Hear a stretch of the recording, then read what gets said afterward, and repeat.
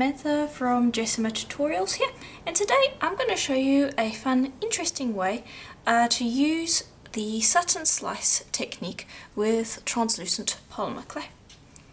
Now, I'm going to be using Primo polymer clay today, and you're going to need 2 sheets of the translucent in the second thinnest setting, or about 1 millimeter thick.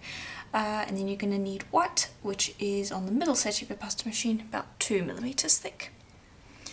Okay, I'm going to put the white to the side. I will be using that in a little bit. For now, we're going to work with the translucent. Okay, and I'm going to be using 3 different colours of mica powder. I'm going to use green for the one, pink for the other, and then gold for both. And the numbers that I'm using is number 1 and number 22 from my Etsy store, and then number 14 for the gold. Okay, just open those up and use any pigments that you want. This can work with pastels as well as the mica powders, so just go with whatever colour you want. Okay, and I'm just going to start off with the dominant colour of each, which would be pink on the one and then green on the other, and then the gold is supposed to just kind of be a tie-in colour to match the two together, because it's always good to have something that links elements together, and I'll talk more about that in a little bit. There we go, that's the green. Then I'm going to take the gold and I'm just going to pop little dashes of that in between the pattern. And everything I'm doing here you would repeat for the pink one, where you pop the pink down first and then apply some of the gold. Okay, and we don't need too much, that should be enough.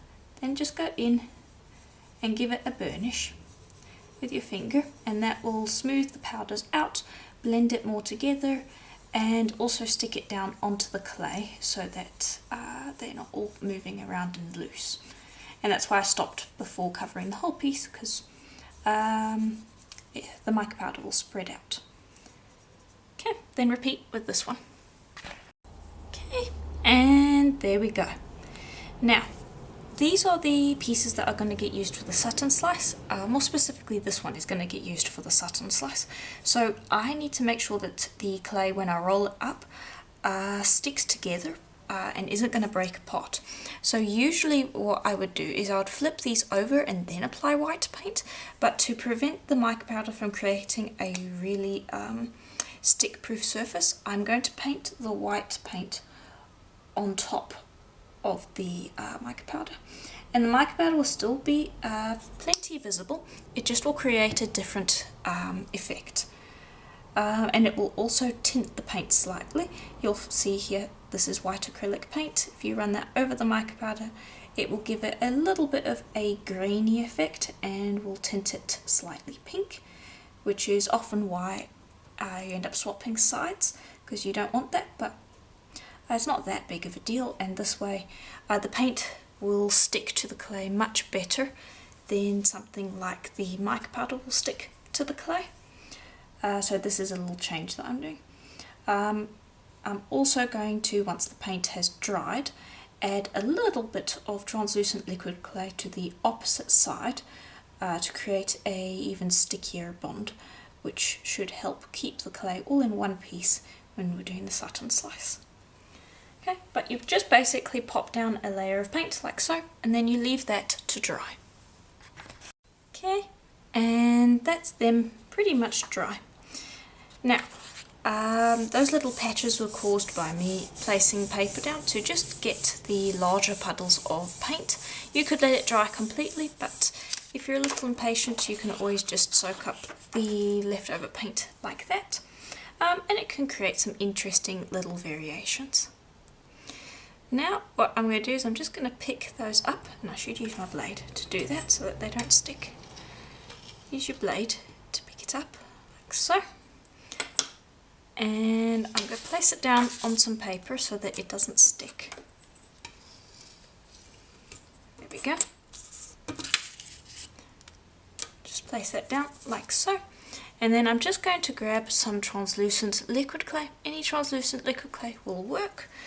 And I'm just going to pop down a very small amount, because this only becomes dry once your clay has been cured in the oven, and I don't want the clay to be very wet and sticky, not too wet and sticky anyway.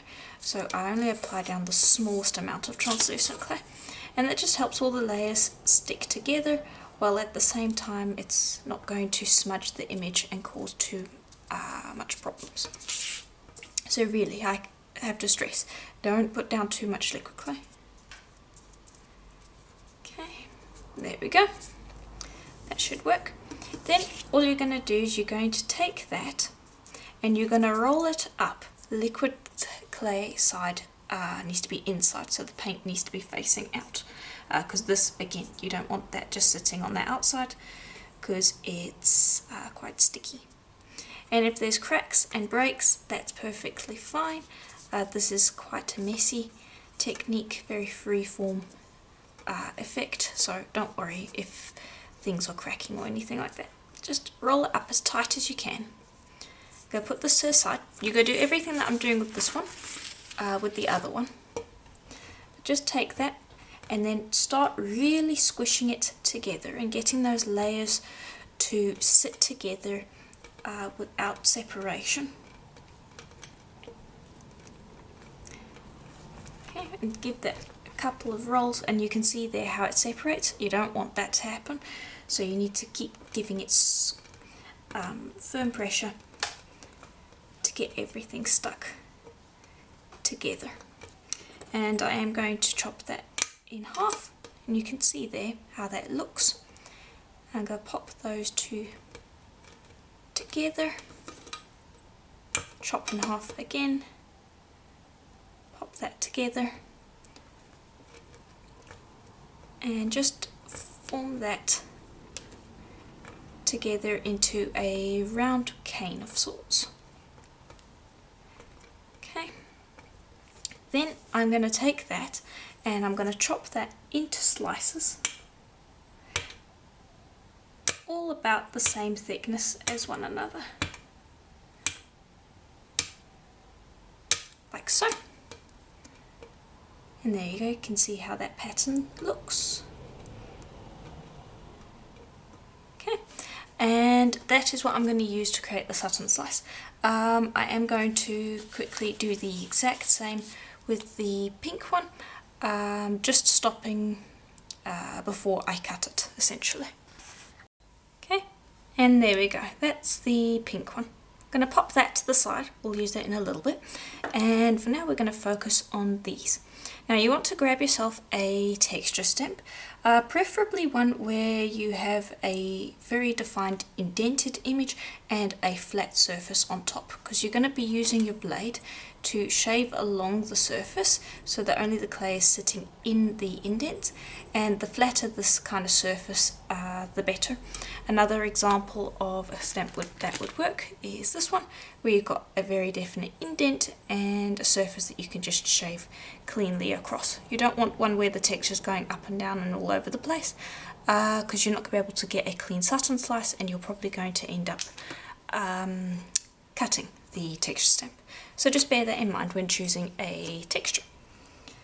Okay, now I'm just going to pop these all to the side. I'm not going to put them together into a veneer. What I am going to do is I'm going to take them and just warm them up in my hand to make sure that they're nice and sticky and stuck together anyway. And this is going to come out looking more like a marble than anything else. It's not going to have a very clear defined pattern because you want everything stuck together. And then you're going to choose the pattern, and I'm going to start with this little guy over here.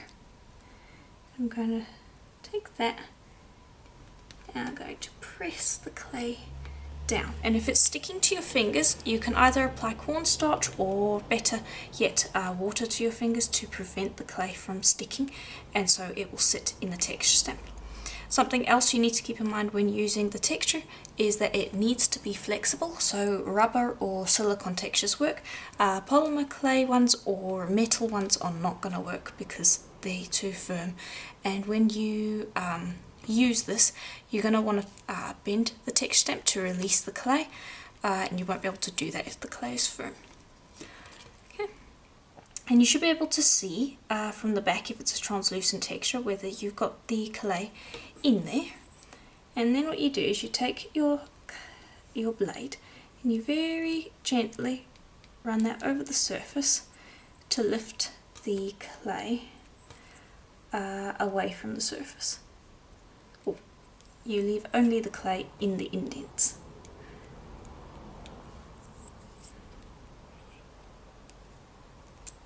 Like so.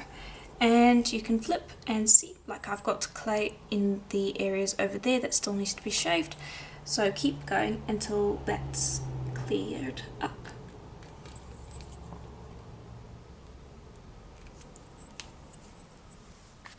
Okay, and that will do. Then you're going to move on to the next one, and that clay that you shaved off initially you can then reuse for the next one if you want to. I generally will fold it in half though to make it a little thicker. And I'm going to place that in just like I did before, and you're just going to repeat that process until you've got enough of the pattern filled with clay to make your earrings, or you can just do the entire texture stamp by default. And yeah, that's just essentially what you'll do. Okay, and here is how that should have turned out.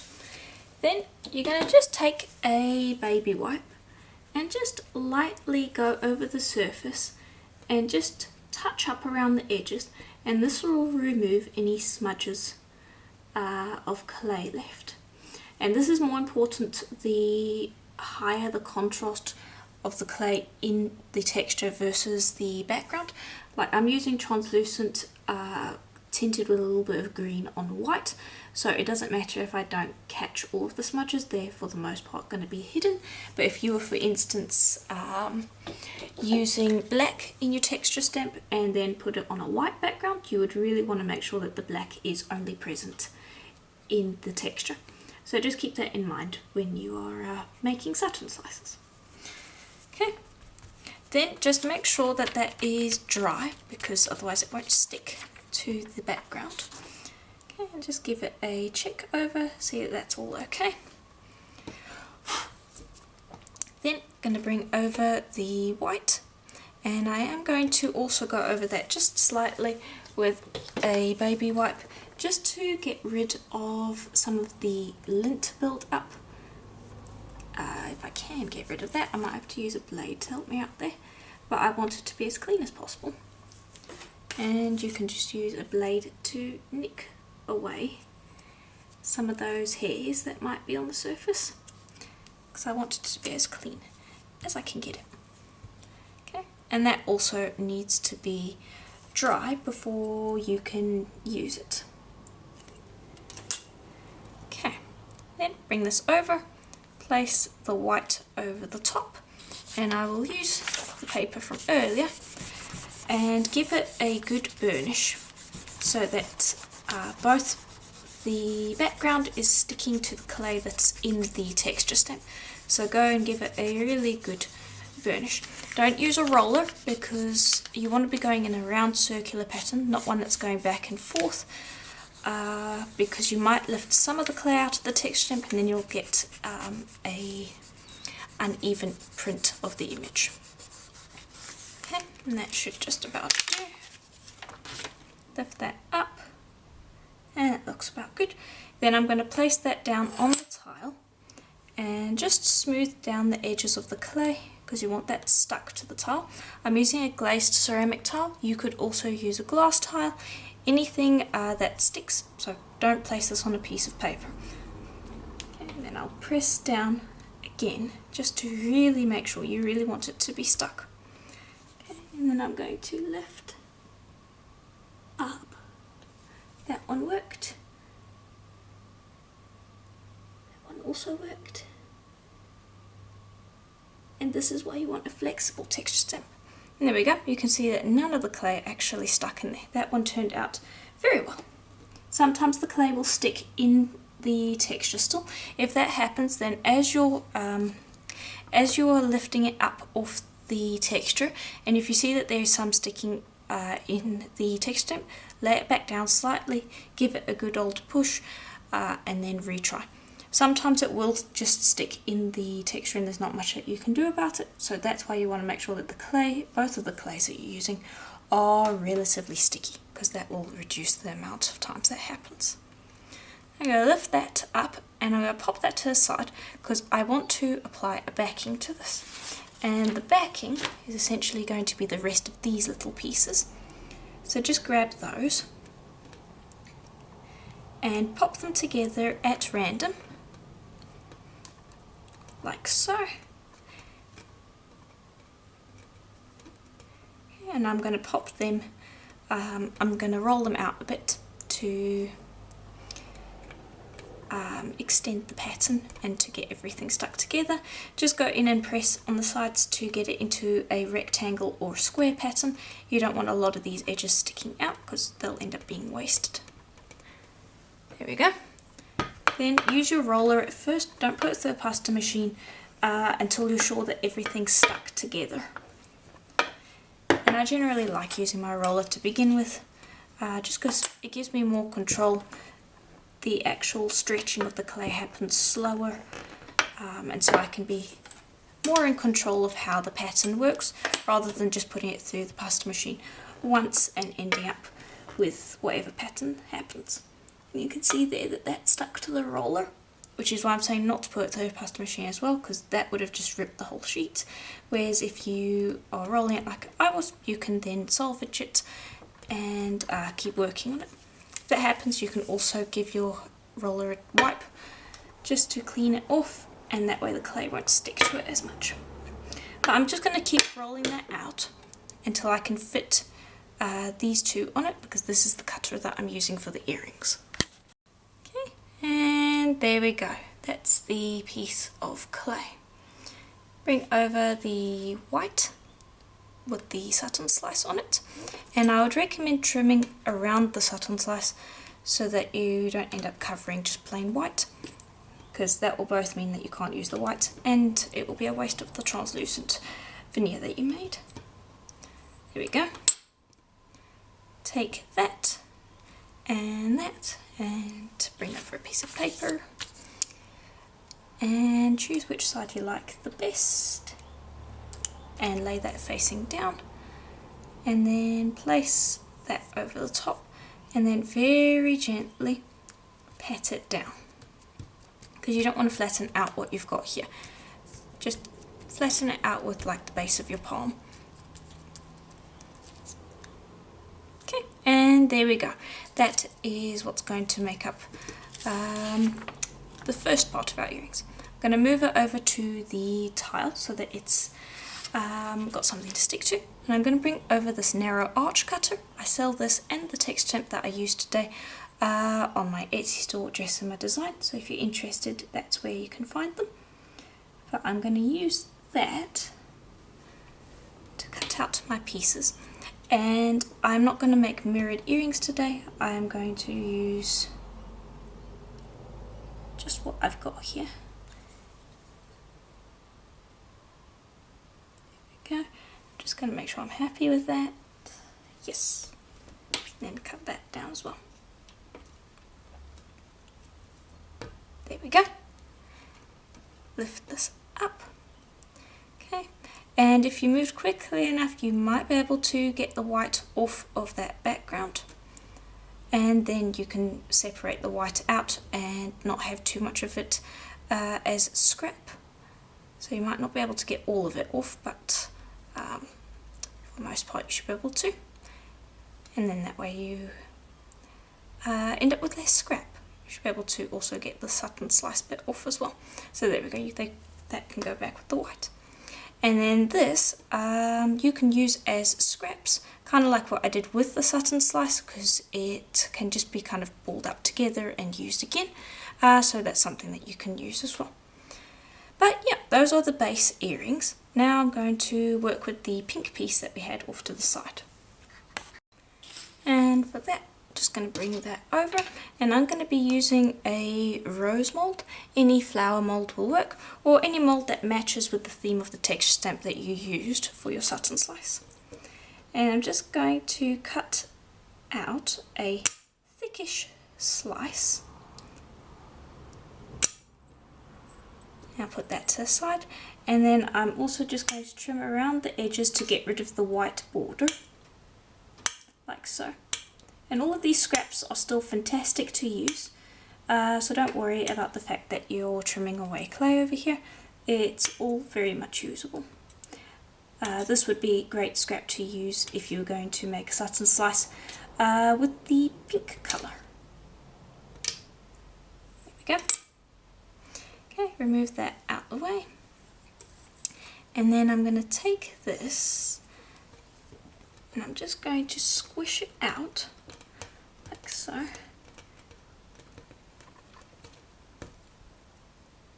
Okay, just to distort the pattern a little bit. And I'll place that inside the mold. I don't think I have enough clay here for all of it, so I'm going to take this piece and I'm also going to pop that inside the mold. And the translucent I'm working with is quite firm, so hopefully the translucent you're working with is a little more softer than the one that I'm working with, but I am showing that you can use firmer clays for this. It might just require a little more pressure, but you can use the firmer clays. Then I'm going to grab a baby wipe just to create a buffer between the roller and the clay so that the clay doesn't stick to the roller. And lift that up. Check that everything has worked. Shave away the extra clay. There we go. Alright, and then before unmolding it, I want this pair of earrings to, this is going to be the top of the earrings, and so I want to attach a stud. So I'm going to place that down where I would want the stud to be, and I'm going to really work that down into the clay like so.